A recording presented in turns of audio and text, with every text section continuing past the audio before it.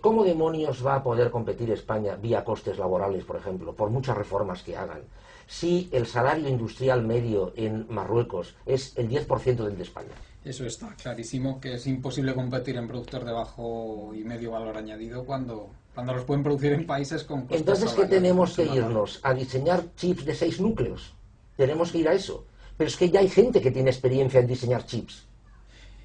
Entonces, ya partiendo de la base de que esas medidas van a fracasar, en lo cual estoy totalmente de acuerdo con usted, mmm, esto va a tener consecuencias graves, Sí, muy graves. sí. Por ejemplo, puede tener consecuencias graves sobre el euro. ¿Usted ha valorado qué consecuencias puede tener sobre la zona euro esto? ¿El que ¿Los problemas de España?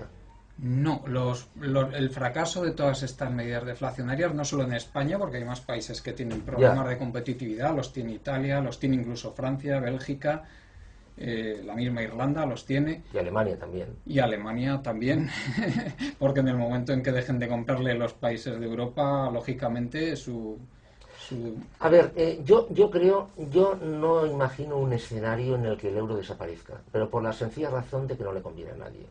Es decir, es mucho más fácil comerciar, aunque sea poco, sobre una base común que comerciar, aunque sea teóricamente un poquito más, sobre una base repleta de minas que representarán los distintos tipos de cambios, porque claro, si el euro desapareciera y volviésemos a las monedas nacionales, automáticamente, ¿qué es lo que viene? Levantar barreras para a ti sí y a ti no, de aquí esto sí y aquello no. Claro, automáticamente esto pasaría, esto no le conviene a nadie. Yo creo que es justo al revés. Yo creo que sí, yo creo que vamos hacia una moneda mundial, una moneda al menos de cuenta, una moneda de cuenta, de forma tal que si una empresa alemana le vende algo a una empresa mexicana, pueda tener una base de cuenta común un poco al margen del estado de un poco la economía propia mexicana y de la economía propia alemana. ¿Cómo? Analizando la salud de la empresa mexicana que está comprando y de la empresa alemana que está vendiendo. O sea, una pura moneda de cuenta. Entonces, entiendo también que esto que me está diciendo implica que supone que la globalización no tiene vuelta atrás. No, en absoluto, en absoluto, en absoluto. Es decir, es que yo creo que ya estamos en un mundo postglobal. Sí. Es decir, la gran tragedia que tienen los países subdesarrollados, mal llamados países en vías de desarrollo, la gran tragedia de las economías subdesarrolladas es que están globalizadas y no lo saben, ni pueden participar en la globalización. Dos de los principales productores de algodón del mundo son Malí y Uganda. Dos de los principales productores de algodón del mundo, que no tienen absolutamente nada que decir en el entorno del algodón mundial. ¿Por qué? Porque no tienen ninguna fuerza. Es decir, la globalización es algo a lo que se ha llegado por evolución, por necesidad, evidentemente, pero por evolución, esa evolución fue fruto de la necesidad, y ahora ya echar atrás, volver atrás, es impensable porque se perderían posiciones. Es decir, nos puede gustar más o menos, y podemos meterle más o menos juicios de valor, pero una vez entiendo yo que se ha avanzado, volver atrás es imposible. Ejemplo, la esclavitud. La esclavitud es muy curioso esto. El país más encendidamente antiesclavista fue Inglaterra, que fue precisamente el país que más había participado en el comercio de esclavos. ¿Por qué? Porque en el momento mismo, incluso el Reino Unido estaba todavía pintándose, en el mismo momento en que se dieron cuenta de que una persona esclava consumía, una persona no esclava consumía, y una persona no esclava podía participar en la economía muchísimo más, infinitamente más que una esclava, fue declarada ilegal la esclavitud. Ya es imposible volver atrás. O sea, es que es imposible volver a la esclavitud, independientemente de cuestiones éticas y morales. Un poco con la globalización, entiendo, pasa lo mismo.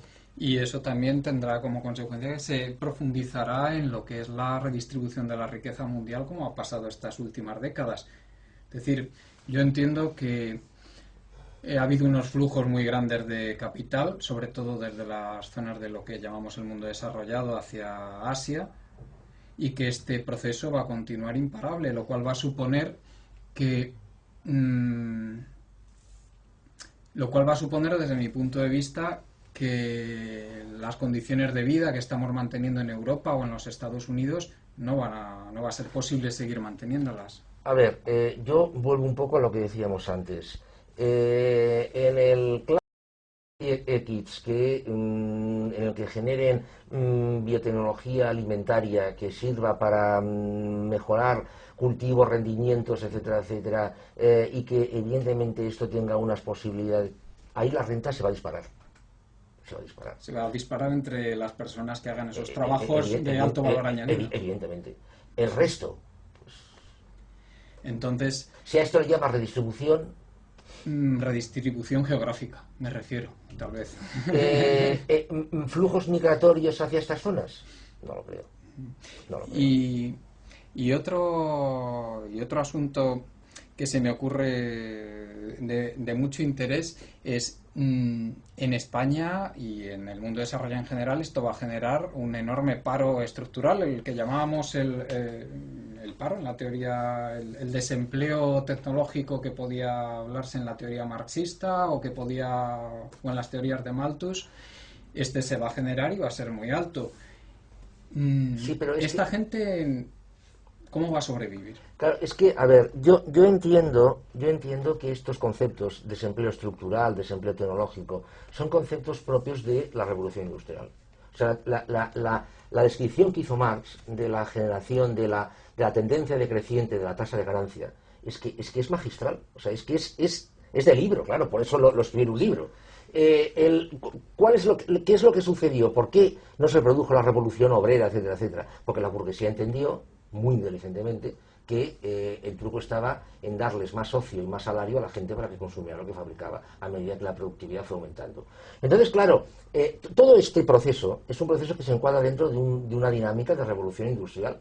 Entiendo que ahora este proceso de revolución industrial ya ha concluido y ahora pasamos a otra cosa. Es decir, conceptos como desempleo estructural, desempleo tecnológico, yo creo que dejarán de tener sentido y pasaremos a hablar de otra cosa, de la población laboral o profesionalmente necesaria y de la población no necesaria. Y entiendo también. Entonces, perdone, ¿cómo sobrevivirán? Que era la pregunta. La pregunta. Bueno, a ver, hay una cosa que tiene varios nombres: subsidio de subsistencia, renta mínima, renta básica, o sea, tiene distintos nombres. Uno de sus principales expertos, por ejemplo, está en la UB, el señor Raventós. Doctor Raventós, perdón. El tema este es un tema que yo creo que se va a generalizar absolutamente. Es decir, habrá gente que por el hecho de nacer recibirá una renta y no va a ser necesario nunca. O muy pocas veces. Es decir, yo creo que vamos hacia una disposición en la cual habrá un porcentaje de población que va a ser siempre necesaria, una población que no se va a jubilar nunca, una población que siempre va a estar ahí porque va a ser necesaria y va a disfrutar y va a gustarle y todo lo que queramos. Es cierto que con una, entre comillas, jubilación decreciente porque no va a poder dedicarse. Hay un modelo de un sociólogo inglés que habla de esto, no recuerdo cómo se llama.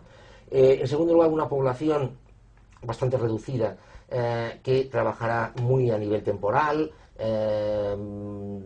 con contratos muy breves, muy a salto de mata, como se dice vulgarmente, y luego habrá otra población que prácticamente no será necesaria nunca.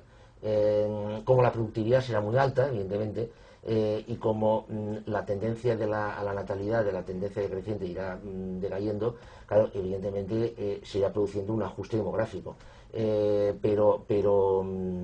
A ver, Jamie Rifkin, por ejemplo, calculó que en algún momento del siglo XXI, para generar el 100% del PIB mundial, solamente hará falta el 5% de la población actualmente existente. Entonces, claro, es que esto nos plantea unos modelos radicalmente distintos. O sea, es que es otra película. O sea, es decir, la revolución industrial se basaba en el más. Es decir, más población, más empleo, más consumo. Actualmente no. O sea, este modelo no es esto. Sí, ahora entiendo que podemos aspirar a seguir más o menos estabilizados y a lo mejor, según vaya aumentando la tecnología, ir subiendo un poquito, según vaya aumentando la productividad. Sí, pero algunos. Sí, no, me refería en el conjunto todos. de la economía, pero Sí. que eso va a repercutir fundamentalmente entre esta gente útil y, por supuesto, entre los propietarios del capital, entiendo, ¿no? Sí, pero, a ver, los propietarios del capital, claro, es que dicho así, volvemos otra vez a la dinámica de clases, ¿no? Es decir, los propietarios del capital, los propietarios del trabajo. A ver, ¿quiénes son los propietarios del capital? ¿Los accionistas Claro, el propietario del capital